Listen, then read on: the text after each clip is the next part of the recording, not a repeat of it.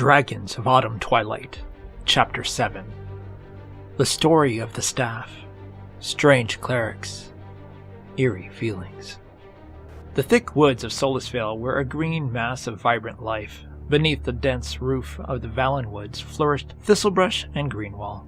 The ground was crisscrossed with the bothersome tangle-shoot vines. These had to be trod on with great care, or they would suddenly snake around your ankle, trapping the helpless victim until he was devoured by one of the many predatory animals lurking in the vale, thus providing Tangleshoot with what it needed to live: blood. It took over an hour of hacking and chopping through the brush to get to the Haven Road. All of them were scratched, torn, and tired, and the long stretch of smooth, packed dirt that carried travelers to Haven or beyond was a welcome sight. It wasn't until they stopped just inside of the road and rested that they realized there were no sounds. A hush had fallen over the land, as if every creature were holding its breath, waiting. Now that they had reached the road, no one was particularly eager to step out of the shelter of the brush. "Do you think it's safe?" Caramon asked, peering through a hedge. "Safe or not, it's the way we have to go," Tanis snapped. "Unless you can fly, or unless you want to go back into the forest. It took us an hour to travel a few hundred yards. We ought to reach the crossroads next week at that pace." The big man flushed, chagrined. "I didn't mean..." "I'm sorry," Tanis sighed. He too looked down at the road. The Valenwood formed a dark corridor in the gray light. "I don't like it any better than you do." "Do we separate or stay together?" Sturm interrupted what he considered idle chatter with a cold practicality. "We stay together," Tanis replied. Then, after a moment, he added, "Still, someone ought to scout." "I will, Tanis," Tas volunteered, popping out of the brush beneath Tanis's elbow. "No one would ever suspect a Kender traveling alone." Tanis frowned. Tas was right. No one would suspect him.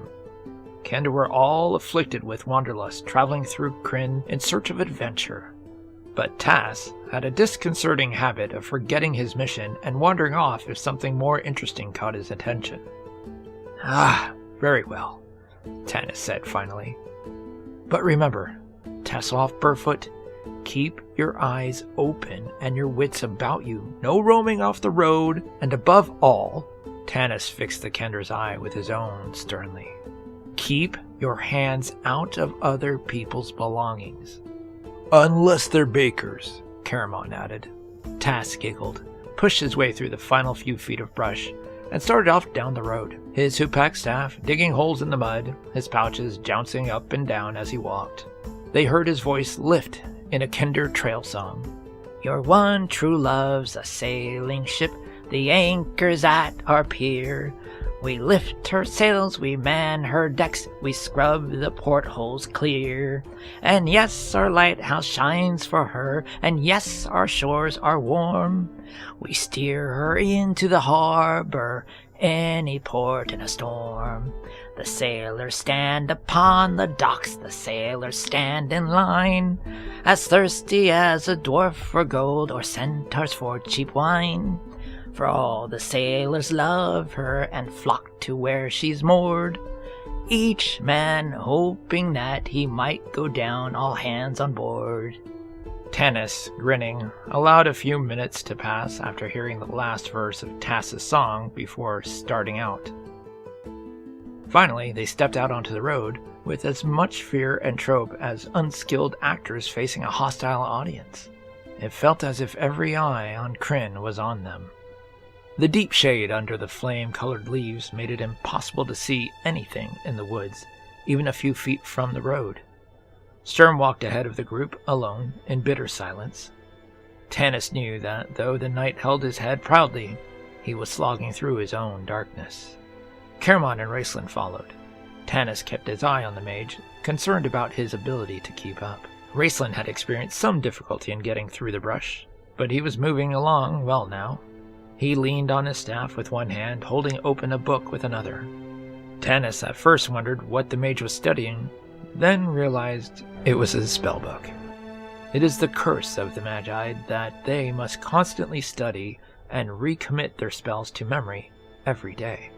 The words of magic flame in the mind, then flicker and die when the spell is cast. Each spell burns up some of the magician's physical and mental energy until he is totally exhausted and must rest before he can use his magic again. Flint stumped along on the other side of Caramon. The two began to argue softly about the 10-year-old boating accident. Trying to catch fish with your bare hands, Flint grumbled in disgust. Tanis came last, walking next to the plainsman. He turned his attention to Goldmoon. Seeing her clearly in the flecked gray light beneath the trees, he noticed lines around her eyes that made her appear older than her 29 years. Our lives have not been easy, Goldmoon confided in him as they walked. Riverwind and I have loved each other many years, but it is a law of my people that a warrior who wants to marry his chieftain's daughter must perform some great feat to prove himself worthy. It was worse with us. Riverwind's family was cast out of our tribe years ago for refusing to worship our ancestors. His grandfather believed in ancient gods who had existed before the cataclysm, though he could find little evidence of them left on Kryn. My father was determined I should not marry so far beneath my station. He sent Riverwind on an impossible quest to find some object with holy properties that would prove the existence of these ancient gods. Of course, my father didn't believe such an object existed. He hoped Riverwind would meet his death, or that I would come to love another. She looked up at the tall warrior walking beside her and smiled, but his face was hard, his eyes staring far away. Her smile faded. Sighing, she continued her story, speaking softly, more to herself than Tanis. Riverwind was gone long years, and my life was empty. I sometimes thought my heart would die. Then, just a week ago, he returned. He was half dead, out of his mind with raging fever. He stumbled into camp and fell at my feet, his skin burning to the touch. In his hand, he clutched this staff. We had to pry his fingers loose. Even unconscious, he would not release it. He raved in his fever about a dark place, a broken city where death had black wings. Then, when he was nearly wild with fear and terror, and the servants had to tie his arms to the bed, he remembered a woman dressed in blue light. She came to him in the dark place, he said, and healed him and gave him the staff. When he remembered her, he grew calmer and his fever broke. 2 days ago, she paused. Had it really only been 2 days? It seemed a lifetime. Sighing, she continued. He presented the staff to my father, telling that it had been given to him by the goddess, though he did not know her name. My father looked at this staff. Goldmoon held it up and commanded it to do something, anything. Nothing happened. He threw it back to Riverwind, proclaiming he was a fraud, and ordered the people to stone him to death as punishment for his blasphemy. Goldmoon's face grew pale as she spoke. Riverwind's face dark and shadowed. The tribe bound Riverwind and dragged him to the grieving wall, she said, barely speaking above a whisper. They started hurling rocks. He looked at me with so much love, and he shouted that not even death would separate us. I couldn't bear the thought of living my life alone. Without him, I ran to him. The rocks struck us. Goldmoon put her hand on her forehead, wincing in remembered pain, and Tanis's attention was drawn to a fresh, jagged scar on her tan skin. There was a blinding flash of light. When Riverwind and I could see again, we were standing on the road outside of Solus. The staff glowed blue, then dimmed and faded until it is as you see it now. It was then we determined to go to Haven and ask the wise men at the temple about the staff. Riverwind, Tanis asked, troubled. What do you remember of this broken city? Where was it? Riverwind did not answer. He glanced at Tanis out of the corner of his dark eyes, and it was obvious his thoughts had been far away. Then he stared off into the shadowy trees. Tanis Half-Elven, he finally said. That is your name? Among humans, that is what I am called, Tanis answered. My elvish name is long and difficult for humans to pronounce. Riverwind frowned. "Why is it," he asked, "that you are called half-elf and not half-man?" The question struck Tanis like a blow across the face. He could almost envision himself sprawling in the dirt and had to force himself to stop and swallow an angry retort. He knew Riverwind was asking this question for a reason. It had not been meant to be an insult. This was a test, Tanis realized. He chose his words carefully.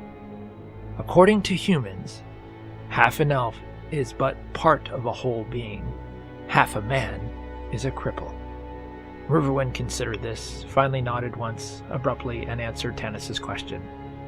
"I wandered many long years," he replied. "Often I had no idea where I was. I followed the sun and the moons and the stars. My journey is like a dark dream." He was silent for a moment. When he spoke, it was as if he were talking from some great distance. "It was a city, once beautiful, with white buildings supported by tall columns of marble.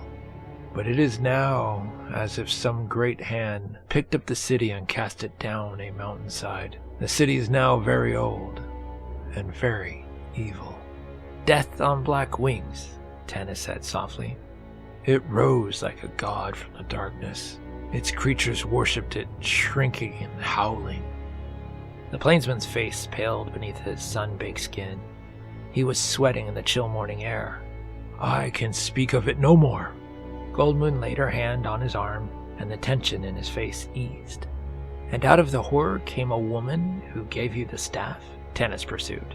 "She healed me," Riverwind said simply. "I was dying." Tanis stared intently at the staff Goldmoon held in her hand. It was just a plain, ordinary staff that he never noticed until his attention was called to it. A strange device was carved on the top, and feathers, such as the barbarians admire, were tied around it. Yet, he had seen it glow blue. He had felt its healing powers. Was this a gift from ancient gods, come to aid them in their time of need? Or was it evil? What did he know about these barbarians anyway? Tanis thought about Raceland's claim that the staff could only be touched by those of pure heart. He shook his head. It sounded good. He wanted to believe it. Tanis, lost in thought, felt Goldmoon touch his arm. He looked up to see Sturm and Caramon signaling. The half-elf suddenly realized he and the plainsman had fallen far behind the others. He broke into a run. "What is it?" Sturm pointed. "The scout returns," he said dryly. Tasselhoff was running down the road toward them. He waved his arms 3 times. "Into the brush," Tanis ordered. The group hurriedly left the road and plunged into the bushes and scrub trees growing along the south edge, all except Sturm. "Come on!" Tanis put his hand on the knight's arm. Sturm pulled away from the half-elf. "I will not hide in a ditch," the knight stated coldly. "Sturm!" Tanis began, fighting to control his rising anger. He choked back the bitter words that would do no good and might cause irreparable harm. Instead, he turned from the knight, his lips compressed, and waited in grim silence for the kender. Tas came dashing up, pouches and packs bouncing wildly as he ran.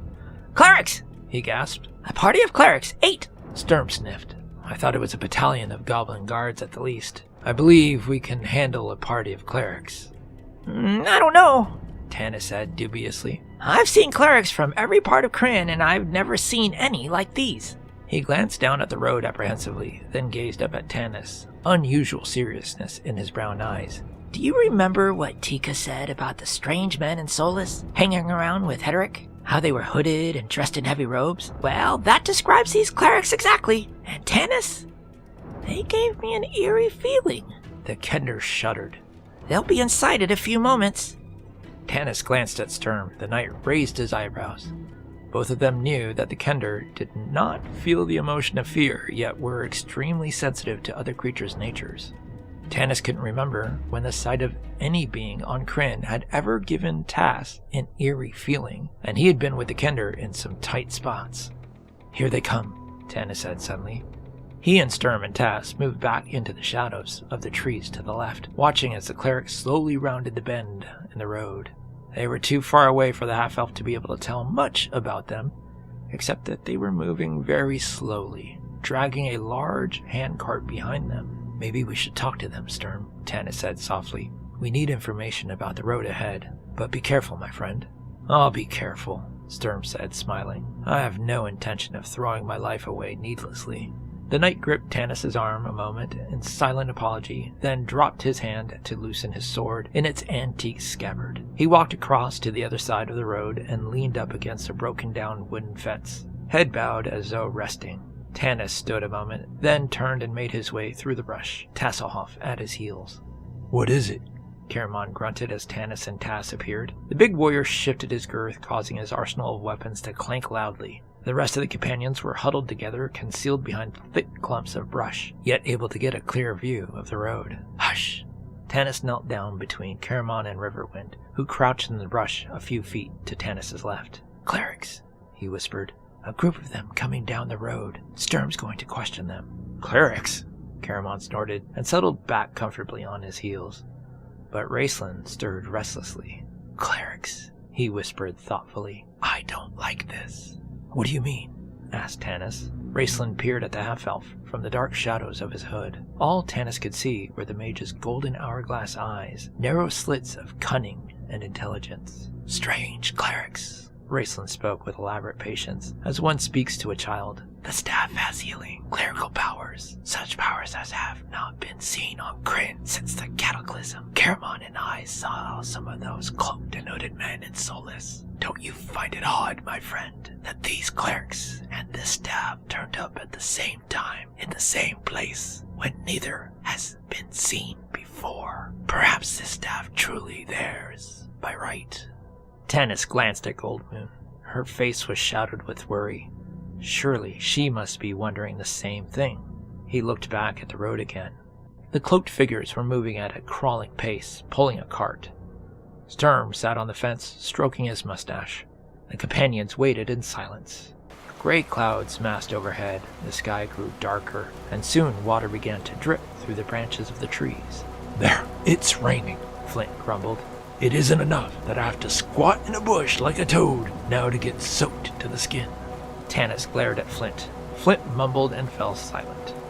Soon the companions could hear nothing but the rain splattering against the already wet leaves, drumming on shield and helm. It was a cold, steady rain, the kind that seeps through the thickest cloak. It ran off Caramon's dragon helm and trickled down his neck. Raceland began to shiver and cough, covering his mouth with his hand to muffle the sound as everyone stared at him in alarm. Tanis looked out to the road.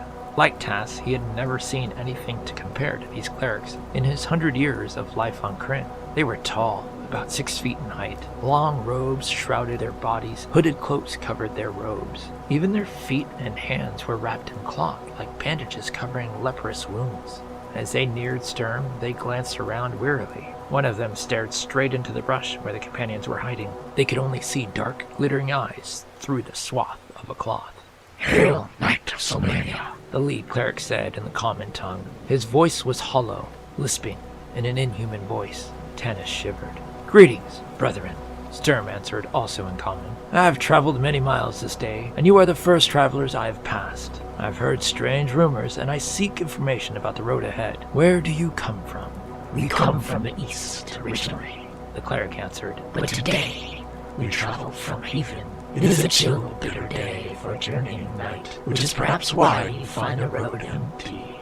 We ourselves would not undertake such a journey, save we are driven by necessity. We did not pass you on the road, so you must be traveling from Solus, Sir Knight." Sturm nodded. Several of the clerics standing at the rear of the cart turned their hooded faces toward each other, muttering. The lead cleric spoke to them in a strange, guttural language. Tanis looked at his companions. Tasselhoff shook his head, and so did the rest of them. None of them had heard it before. The cleric switched back to common. "I am curious to hear these rumors you speak of, Knight." "There is talk of armies in the north," Sturm replied. "I am traveling that way, to my homeland of Solmania. I would not want to run into a war which I had not been invited." "We have not heard these rumors," the cleric answered. "So far as we know, the road to the north is clear." "Ah, that's what comes of listening to drunken companions, Sturm shrugged. But what is the necessity you speak of that drives the brethren out into such foul weather? We seek a staff, The cleric answered readily. a blue crystal staff. We heard that it had been sighted in Solus. Do you know aught of it? Yes, Sturm answered. I heard of such a staff in Solus. I heard of the armies of the north from the same companions. Am I to believe these stories or not? This appeared to confound the cleric for the moment. He glanced around as if uncertain how to react. Tell me, said Sturm, lounging back against the fence. Why do you seek a blue crystal staff? Surely one of plain sturdy wood would suit your reverend gentleman better. It is a sacred staff of healing.